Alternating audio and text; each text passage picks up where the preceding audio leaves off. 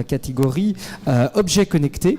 Et vont me rejoindre donc Julien Larfouillou d'Harmonie Mutuelle, où il est en charge chez Harmonie Mutuelle des objets connectés, Pascal Barré des laboratoires Pierre Fabre, qui sont ici, dont le siège est ici à Castres, et Émilie Royer de Eurobiomed, du pôle de compétitivité.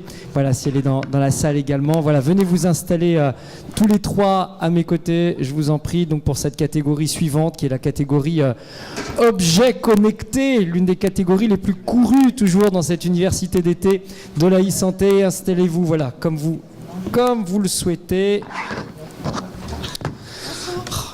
Un homme qui va être bien entouré aujourd'hui là au centre de ce jury, et Julien Larfouillou entouré de Pascal Barré et d'Émilie Royer. Ah non, ah, vous avez changé. Bon. On va commencer donc avec la première candidate, qui est Lauriane Nicole, qui est responsable de communication chez Archimège Technologies, et elle va venir nous présenter le projet Beta Bioled. Voilà, venez, installez-vous tranquillement, vous avez le micro à vos côtés, et on vous laisse donc pour 5 minutes de présentation. Bien, bonjour à tous. Je suis Lauriane Nicole, je représente Archimège Technologies, qui est une start-up, et je viens vous présenter aujourd'hui le projet Beta Bioled. Alors, Beta Bioled, qu'est-ce que c'est ? C'est un projet qui est né du constat que les analyses sanguines, en fait, se basent sur une technologie qui n'a pas évolué depuis plus de 40 ans. C'est une technologie qui s'appelle la spectroscopie d'absorption moléculaire et qui est couplée à des réactifs chimiques. Donc ça se passe dans des gros automates, dans des laboratoires de ville ou à l'hôpital, qui prennent beaucoup de place, qui coûtent très cher, qu'il faut renouveler assez régulièrement, tous les 7 ans à peu près. Et pourtant, on le sait, les analyses sanguines, c'est très important. En France, on en fait plus d'1 million par jour. C'est quand même pas mal. Et on estime en tout cas que 60 à 70% des décisions médicales sont basées sur les résultats de tests sanguins. Et donc nous, chez Archimège Technologies, on s'est employé à moderniser cette technologie, qui est une technologie optique. Archimège Technologies a été fondée par des ingénieurs opticiens. Et en fait, on a utilisé des moyens modernes. On a par exemple cherché à changer la source de lumière en mettant des LED au lieu des sources classiques, ce qui nous permet de réduire énormément les coûts du système.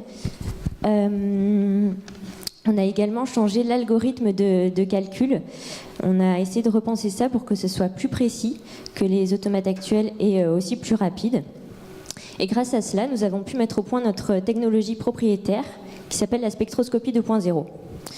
Bon, alors j'ai pas du tout le temps d'expliquer en détail la technologie optique et puis c'est pas le lieu, mais je vais m'attarder sur ce qu'elle permet, cette technologie. Alors elle permet de fabriquer un analyseur de sang portable qui ferait environ une quinzaine de centimètres de haut.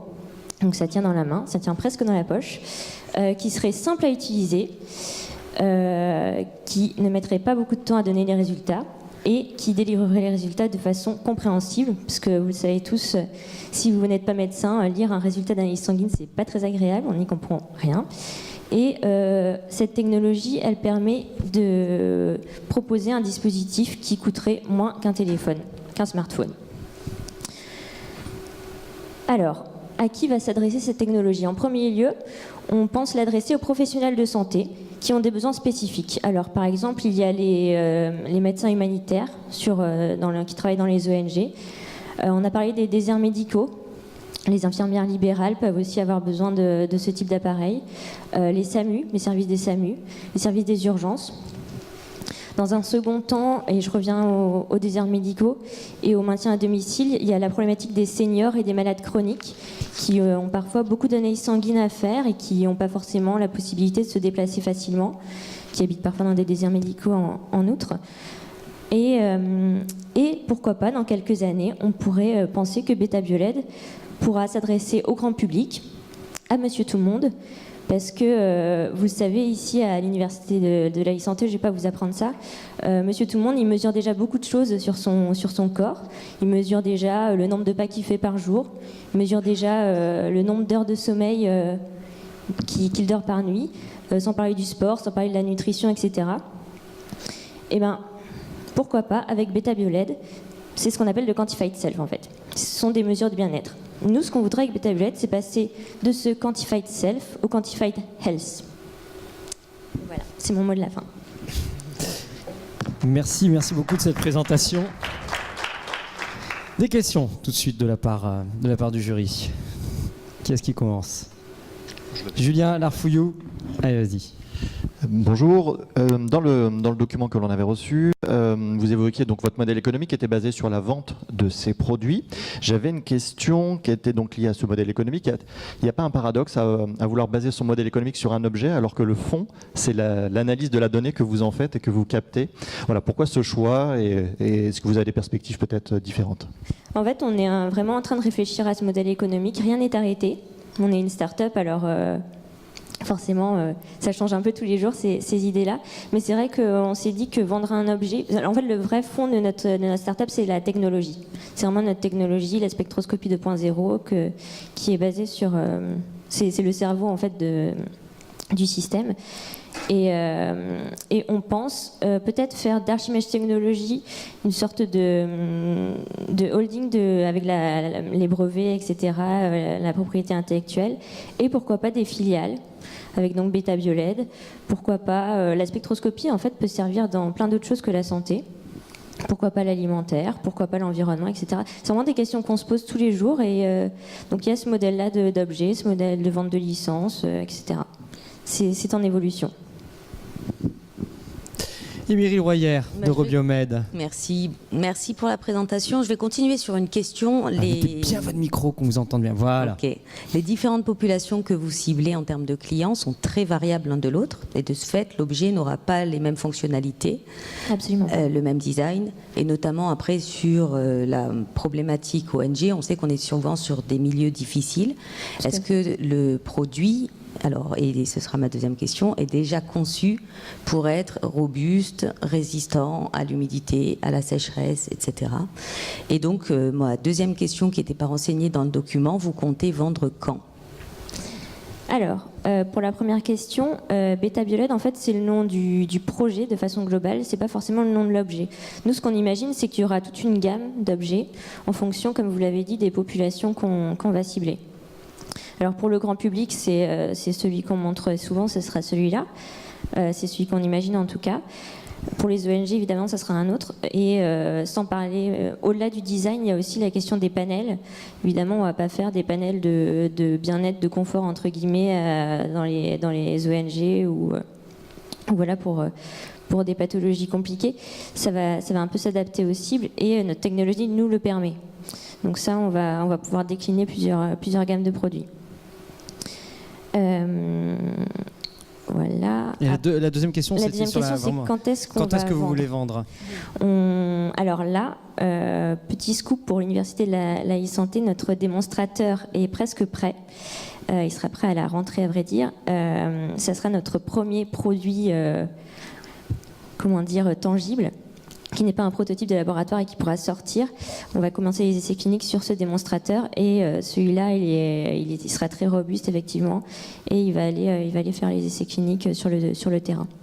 Pour un début de vente donc à l'issue des essais cliniques. Oui, ça nous mène vers quelle époque? 2017. On espère 2017. On sait que les essais cliniques peuvent prendre du temps malheureusement. C'était ma question.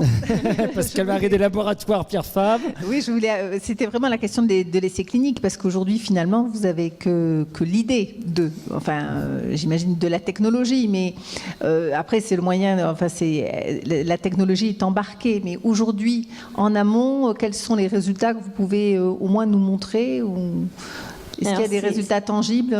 C'est toujours une question très compliquée parce que comme on n'a pas d'essais cliniques publiés, etc., j'ai des données à l'intérieur du laboratoire, mais c'est en interne dans nos labos de R&D. Je ne peux pas les sortir. Et après, ça va être un gros challenge pour nous, le réglementaire, d'engager cette démarche d'enregistrement au dispositif médical. Et c'est pour ça que je suis ravie d'être là aujourd'hui à l'Université de la e-santé, parce qu'on cherche aussi des partenaires un peu plus gros que nous, en fait, sur qui s'appuyer et demander de l'aide. C'est ce que vous allez trouver facilement dans ce lieu pendant 3 jours. D'autres questions, d'autres remarques? Julien Larfouillou, Harmonie Mutuelle.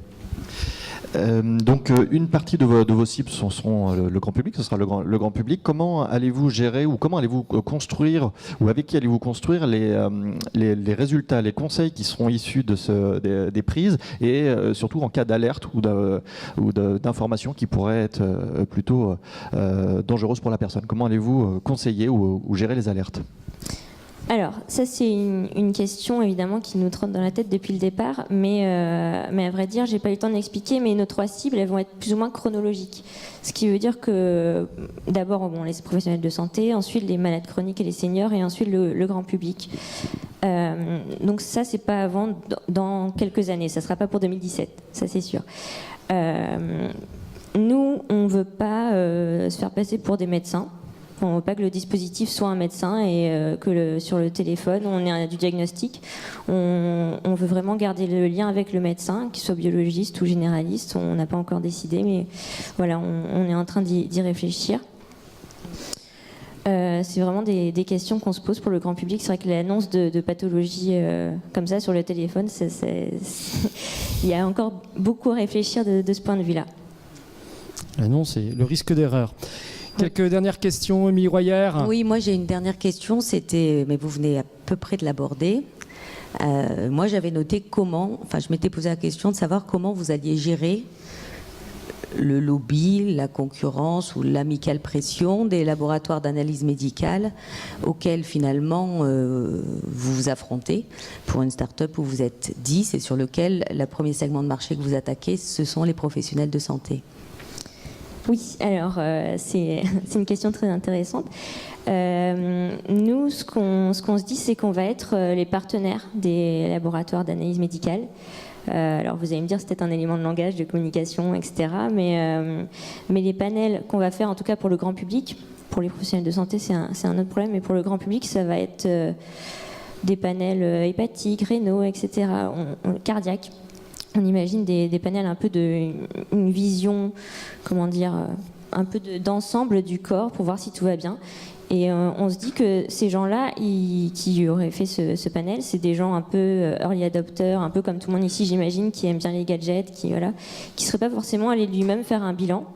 Et si quelque chose ne va pas sur le premier bilan fait avec Beta-Bioled, on imagine que les gens iront effectivement au labo. Parce que je vais pas rentrer dans les détails de la technologie, mais on ne sera jamais capable de faire 200 analyses comme les laboratoires d'analyse de ville. On sera capable d'en faire une dizaine, ce qui est déjà pas mal. Et ça sera plus une vue d'ensemble en fait pour le grand public qu'un rapport d'analyse complet. Merci Lauriane Nicole de cette présentation donc, de ce projet Beta-Bioled ici à l'Université de la santé. On peut l'applaudir pour sa présentation. Jamais facile de passer devant un jury et sur un plateau en plus télé et sur du direct. Je vois que ça continue à voter. Continuez à voter pour le prix du public. Vous pouvez voter jusqu'à demain 15h et on va entendre à présent le deuxième candidat dans cette catégorie d'objets connectés. C'est Alexis Mathieu qui va nous rejoindre et qui est cofondateur de l'entreprise FitMe et qui nous présente son produit FitMe. Bonjour. Bonjour. Alexis Mathieu, je me présente rapidement. Donc, je suis le cofondateur et le CEO de FitMe. Donc, chez FitMe, on développe des technologies d'analyse de la marche avec un produit tout simple que j'ai ramené ici pour vous le montrer, à savoir une semelle connectée. Donc nous, on est parti d'un constat assez simple, c'est qu'aujourd'hui, il y a une part très importante de la population qui est soumise à des problèmes qui sont liés à des pathologies liées à la marche, à la position debout ou à la course. Donc on a quasiment 10% de la population mondiale qui souffre de problèmes de mal de dos, 15% de la population mondiale qui souffre de douleurs au niveau du genou, 24% de la population mondiale qui souffre de problèmes au niveau des pieds. Et tous ces problèmes, et il y a des études cliniques qui le démontrent, seraient potentiellement adressables avec des semelles orthopédiques. Mais aujourd'hui, on part d'un constat assez simple, c'est que les outils de diagnostic qui sont offerts aujourd'hui aux podologues et aux podorthésistes sont des outils qui sont compliqués à mettre en place et qui ne permettent pas d'apporter des informations d'aide au diagnostic, pertinentes. Donc c'est pour ça que chez FitMe, on a monté une équipe d'ingénieurs performante et on a développé une technologie de rupture pour aider à apporter des réponses aux problèmes que je viens de mentionner. Donc on est une équipe d'ingénieurs qui a développé une technologie de mesure de pression qu'on intègre aujourd'hui dans les semelles connectées. Et on en a fait du coup un dispositif médical qui est un dispositif d'analyse de la marche. Donc je vais rentrer un peu plus en détail sur la technologie qu'on développe. La technologie qu'on développe, elle est liée d'une part au capteur de pression qu'on a développé, qui nous permet de faire de la mesure embarquée des patterns de marche, et à tout le savoir-faire d'analyse de données, et donc une capacité à mettre en évidence des données et du sens clinique auprès des cliniciens. Donc grâce à ça, on a développé un dispositif médical qui est la semelle connectée, qui va permettre de faire de l'analyse de la marche sur tout type d'environnement. Donc ce qui est intéressant sur ce dispositif-là, c'est notre capacité en une durée la plus courte possible de faire une analyse approfondie de la marche. Donc, ce qu'il faut savoir aujourd'hui, c'est qu'une analyse quantifiée de la marche, c'est un acte clinique qui prend beaucoup de temps, et ce qu'on se propose nous, c'est de le rendre très accessible avec ce système de semelle connectée. Donc ça, c'est la première des choses. La deuxième des choses, c'est qu'on va être capable de suivre le patient, non pas uniquement en cabinet, dans une situation en contrainte, mais on va être capable de le suivre dans l'environnement écologique, et donc de faire une analyse de la marche qui correspond vraiment à la réalité du patient. Donc on a parlé des podologues qui sont nos premiers clients, mais on va s'intéresser aussi très rapidement à d'autres spécialités où le suivi du patient est très intéressant, que ce soit la médecine physique réadaptation, on va suivre des patients en post-traumatique, que ce soit des patients avec des troubles neurologiques, où on va vouloir quantifier l'impact d'un traitement thérapeutique grâce à un outil de quantification de la marche. Donc c'est ici tout l'intérêt de la technologie FitMe, avec une stratégie commerciale très claire. On a décidé de commencer par attaquer en B2B les podologues en leur offrant un outil simplifié qui permet de gagner du temps et d'avoir un diagnostic plus efficace, et on va avoir une volonté à terme à élargir et aller adresser toutes les pathologies chroniques liées à la marche, et on sait que typiquement dans le diabète c'est quelque chose qui est très important et que c'est lié à l'histoire de FitMe, mais il y a aussi des troubles neurologiques où c'est très important de pouvoir quantifier les désordres liés à la marche. On sait aussi que dans les études cliniques, avoir une capacité à suivre les patterns de marche et l'équilibre des patients au fur et à mesure de l'étude, c'est quelque chose qui est assez important. Donc en conclusion, ce que je peux vous dire pour FitMe, c'est qu'on a fait d'un objet connecté très simple, une semelle, on en a tous une dans nos chaussures, à un dispositif médical de rupture pour être capable de faire de l'analyse de la marche en tout type de situation. Voilà, merci. Merci beaucoup de cette présentation. Alors après le comptage des pas, maintenant, après le bracelet qui compte les pas et les courses qu'on fait, on met les semelles en plus dans les chaussures qui vont compter le reste, quoi. Qu'est-ce qui commence ces questions du côté du jury? Pascal Barré, laboratoire Pierre Fabre. Bon, j'ai vu que c'était commercialisé, première vente en novembre 2015. Vous en êtes où? Alors maintenant, on est des podologues qui utilisent notre solution de manière régulière. Donc les retours qu'on a aujourd'hui sur le produit, c'est une mise en avant de la facilité d'utilisation en comparaison des autres solutions. Donc on est assez satisfait de cette commercialisation qui a été lancée au tout début en novembre 2015, mais surtout avec la première livraison des produits il y a maintenant 2 mois. Mais très concrètement, en termes de chiffres, voilà, pour reprendre la question de Pascal Barré. On ne communique pas sur ces chiffres-là. Ce que je peux dire, c'est que la solution est lancée et bien lancée. Voilà. Et pas en pharmacie, donc pour le moment uniquement chez le podologue. Non, alors on a fait un choix stratégique, c'est de se focaliser dans un premier temps sur les podologues et sur les podorthésistes, qui sont les professions spécialistes du pied, pour leur apporter un objet de rupture et voilà, et faire de cette profession les experts de la prise en charge du pied. Donc sur la première application. Émilie Royer. Du coup, vous distribuez comment auprès des podologues? Votre réseau est en propre? Alors, en fait, on a eu la chance très en amont d'avoir le groupe Tuan qui nous a fait confiance et qui nous a soutenus pour nous accompagner dans la distribution des produits. Donc aujourd'hui, on distribue nos produits en partenariat avec Tuan, voilà, dans un partenariat très fort pour essayer justement de mettre à disposition du plus grand nombre cette technologie de rupture. Et juste parce que vous ne l'avez pas décrit et pas non plus dans le document, qu'est-ce qui est restitué aux podologues comme information? Sous quelle forme? qu'est-ce que vous avez trouvé pour qu'ils puissent l'exploiter aussi? Voilà. Donc il y a deux choses. En fait, il y a donc un replay en temps réel où en fait, grâce à notre outil, on a la possibilité de montrer en direct au patient la manière dont il marche. Donc on a un certain nombre de courbes, de visualisation de couleurs. Et ensuite, nous, on a développé des algorithmes de traitement du signal où on a construit des métriques qui donnent un sens clinique. Typiquement, on va être capable de mesurer les indices de pronation, supination dans le déroulé du pas. On va être capable de mesurer des temps de contact au sol dans les différentes zones du pas. On va être capable de mesurer les différentes phases du cycle de la marche en comparant à des valeurs de référence qui sont des valeurs de normes. Donc en fait, ce que nous, on essaye de faire via l'interface logicielle, et c'est tout l'intérêt de l'objet connecté, c'est de simplifier le diagnostic en faisant référence à des valeurs de la littérature. Donc en fait, on essaye de cadrer et d'accompagner le podologue aussi dans son diagnostic, pas en lui donnant des courbes brutes comme c'est un peu le cas aujourd'hui, mais en essayant d'aller un peu plus finement dans l'analyse. Il n'y a pas une notion d'éducation thérapeutique pour effectivement corriger des... Alors, donc, ce que je disais, c'est qu'aujourd'hui, on a une première approche qui est typiquement B2B, où on vend au clinicien et on laisse le clinicien faire cette éducation thérapeutique. Ensuite, un objet comme celui-là, ça loge dans tout type de chaussures, ça a une autonomie qui est une autonomie d'un tracker d'activité qu'on serait capable de porter sur des durées beaucoup plus longues. Donc, on va avoir la capacité aussi à donner du feedback en direct aux patients. Je vais vous donner un exemple très concret. C'est par exemple sur un suivi post-opératoire d'une opération du genou, il faut contrôler la remise en charge. Mais en fait, grâce à ce type d'outil, on va être capable de donner un feedback en permanence au patient en lui indiquant quelle est la charge qui est appliquée sur une jambe ou sur l'autre pour l'aider à mieux se rééduquer et à regagner une meilleure symétrie, une meilleure démarche. Donc il y a une première approche, et c'est le produit qui est sur le marché aujourd'hui, qui est vraiment du B2B, où on aide à faire du diagnostic. Et ensuite, il y a une volonté à terme, et je pense que c'est aussi l'intérêt des objets connectés, d'accompagner et de faire de l'éducation thérapeutique avec du feedback à travers les interfaces qu'on a créées via l'objet connecté. Julien Larfouillou d'Harmonie Mutuelle, qui est parrain d'ailleurs de cette catégorie. Une question donc liée effectivement à la semelle en soi. Donc j'imagine qu'elle n'est pas, c'est pas une semelle standard, qu'il y a forcément, elle tient compte de la morphologie plantaire de la personne.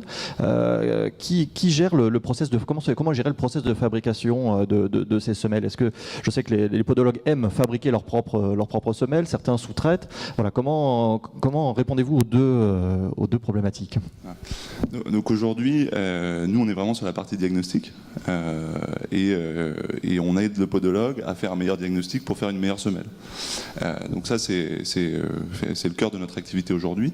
Ensuite c'est vrai qu'il existe et qu'il commence à se développer de plus en plus de services de sous-traitance pour, à partir des analyses qui sont faites, fabriquer de manière industrielle ou semi-industrielle les semelles orthopédiques.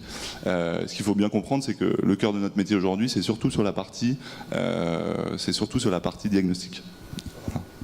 Voilà, sur l'amont. Sachant que, bien sûr, il va y avoir des stratégies de développement sur d'autres choses, mais aujourd'hui, le cœur de la demande du podologue, c'est plutôt pour améliorer et renforcer sa position d'expert du pied. Pascal Barré. Non, je pensais, pour le suivi, c'est vrai que vos capteurs pourraient être intégrés dans les semelles qui sont fabriquées par les podologues. Exactement, en fait, on parle du cas du patient diabétique par exemple. Typiquement, on a déjà des exemples et des prototypes de capteurs intégrés dans des semelles à destination des patients diabétiques pour être capable de monitorer sur des durées plus longues la répartition des appuis, vérifier qu'on ne va pas avoir d'hyperpression qui potentiellement sont au risque d'apparition de plaies. Donc ça, c'est la suite de nos développements, c'est-à-dire passer d'un objet B2C, B2B à un objet B2C avec des traitements thérapeutiques très directs. Mais bon, on parle quand même d'une technologie de rupture. Donc pour être crédible, il faut d'abord être dispositif médical, ce qui impose des études cliniques, ce qui impose des certifications. Et donc c'est pour ça qu'on a fait un choix stratégique de commencer par une approche B2B. Merci beaucoup Alexis Mathieu de cette présentation qu'on peut applaudir. La société FitMe sur cette semelle bourrée de capteurs et intelligente. Et puis dernier candidat donc, de cette catégorie objet connecté, c'est Stéphane Daucourt, qui nous rejoint, qui représente la société Team 8, dont il est le fondateur. Je vous laisse présenter votre projet en 5 minutes. Bonjour, je suis le CEO de Team 8. Alors, je vais vous parler d'un problème global et majeur qui est l'obésité dans le monde. Aujourd'hui en France, ça représente un enfant sur 5. Aux États-Unis, c'est un enfant sur 3. Et dans des zones géographiques où ils sont plus chanceux, avec seulement 11% des enfants en surpoids, on se rend compte que les 30 dernières années, ce nombre a déjà doublé. Et que d'ici à 2030, il va doubler encore. Alors comment peut-on faire en sorte de réduire les 1,9 milliard de personnes en surpoids dans le monde? Comment peut-on inciter les enfants à s'engager sur quelque chose d'aussi rébarbatif que la santé, alors qu'ils ne pensent qu'à jouer toute la journée? Nous, on part du principe qu'il faut mieux les laisser jouer. Du coup, comme tout le monde, on a rêvé d'être un super-héros quand on était enfant. Et savez-vous que Superman a plus de 80 ans? Aujourd'hui, on propose aux enfants de créer leur propre super-héros. Ils vont choisir la couleur, ils vont choisir le genre, ils vont créer leur propre costume. Et en collectionnant des points, ils vont pouvoir faire évoluer leur super-héros de la manière dont ils veulent. Donc avoir aussi la morphologie du super-héros qui va changer en fonction. En connectant deux montres ensemble, ils peuvent faire affronter leur super-héros contre celui de leur petit camarade. Mais au-delà de ça, ils peuvent aussi créer leur propre équipe de super-héros. Et du coup, on les incite à sociabiliser les uns avec les autres. Ils peuvent aussi se servir de leurs super-héros dans plein de petits jeux, aussi bien ludiques qu'éducatifs. Mais pour faire toutes ces activités, le super-héros a besoin d'énergie. Et du coup, il va se nourrir de l'énergie du porteur. Par ce biais, on les incite à avoir une vie plus saine et plus équilibrée. C'est basé sur une expérience personnelle. Au-delà de ça, il y a aussi des warnings sur les allergies, un suivi du contrôle alimentaire, des rappels en cas de prise de médicaments, un suivi donc pour les docteurs. Il y a aussi des features pour les parents, telles que la géolocalisation et l'échange de SMS. Et on a créé tout un univers avant tout ludique pour engager les enfants et les récompenser par la suite par le biais de leur avatar. Donc ce qu'on veut faire avec Teammate aujourd'hui, c'est créer la première plateforme de santé dédiée aux enfants. On a commencé donc avec l'obésité infantile, les allergies, les prises de médicaments, aussi les profils ICE, in case of emergency, qui sont enregistrés dans la montre. Demain, on aimerait s'attaquer au diabète, à l'autisme aussi, et tous les problèmes de santé que rencontrent les enfants, pour qu'ils deviennent leurs propres super-héros dans le cadre de leur santé, car on pense que le meilleur moyen de résoudre un problème, c'est d'abord de l'éviter. Merci beaucoup. Merci Stéphane Decour de cette présentation. Julien Larfouillou, est-ce que vous vous sentez partir comme un super-héros, aller batailler Dès maintenant, oui, en effet. J'ai une question toute simple, mais je pense qu'il vient à l'esprit de tout le monde. C'est comment sont préparés les programmes, ou avec qui sont préparés les programmes à l'attention des enfants, notamment quand on parle de dépenses énergétiques, j'imagine, pour cette population, et surtout pour tenir compte d'aspects très personnels de l'enfant, la taille, le poids, le fait qu'il fasse déjà une activité physique associative, par exemple, voilà, qu'il puisse déjà déclarer des dépenses en termes d'activité. Voilà, comment sont préparés ces programmes et comment ils tiennent compte de la vie de l'enfant? Alors le principe, c'est que nous, on n'est pas du tout un device médical, dans le sens où on veut d'abord inciter les enfants à avoir les bons réflexes de santé. Mais l'idée, c'est de pouvoir collecter ces informations et de les distribuer, on va dire, aux enfants. Parce que la cible qu'on vise, c'est grosso modo de 5 à 12 ans, du moment où je vais savoir lire jusqu'au moment où je vais avoir mon propre smartphone. C'est-à-dire que cette cible-là n'a ni Facebook ni smartphone. Du coup, les docteurs n'ont aucune information sur eux. Et aujourd'hui, par le biais de la montre Teammate, on va permettre de collecter toutes les informations sur leurs dépenses énergétiques, sur leurs habitudes alimentaires et autres, pour les fournir au docteur qui, lui, va faire le suivi. On n'est pas du tout là pour remplacer les pédiatres et autres nutritionnistes. On est là pour leur apporter les informations et les outils nécessaires dont ils ont besoin pour pouvoir accompagner l'enfant. Émilie Royer ou Pascal Barré? Je commence. Allez. J'ai envie de dire peut-être les mamans d'enfants avec un regard plus maternel ou plus féminin là-dessus. Oui, il y a des papas aussi. Il y a des papas apparemment. aussi, c'est vrai. Non, complètement. Non, mais du coup, moi, j'ai une question par rapport au risque de... Je n'avais pas bien compris à la lecture de votre dossier que c'était vraiment pour des enfants qui avaient des pathologies. L'écriture me laissait penser que ça pouvait même être un peu préventif, comme vous avez terminé votre discours. Complètement préventif. Alors, du coup, ça me pose une question sur l'aspect préventif, parce qu'aujourd'hui, c'est une stigmatisation positive au travers de cet avatar que vous proposez, mais malgré tout, je suppose que vous y avez réfléchi, il y a quand même une logique de stigmatisation. Quand demain vous allez arriver sur des pathologies lourdes dont vous parlez, l'autisme ou autre, voire des pathologies invisibles au regard des autres enfants avec lesquels l'enfant va jouer, mais avec cette montre qui est quand même en plus assez conséquente, comment pensez-vous qu'en termes d'acceptabilité, cette montre va être perçue par l'enfant certes, mais aussi par les adultes qui l'entourent. Et je suppose que derrière, sur les questions aussi alors liées au recueil des données, vous en parlez malgré tout dans votre dossier, vous savez qu'il y a de la richesse derrière. Je veux bien que vous répondiez encore un peu plus précisément à la question précédente. Bien sûr. Alors, le principe, comme vous le dites, c'est pas du tout de stigmatiser les enfants porteurs de la montre. C'est pour ça qu'on a d'abord conçu Teammate avant tout comme un jeu pour tous les enfants. Notre cible, c'est vraiment tous les enfants.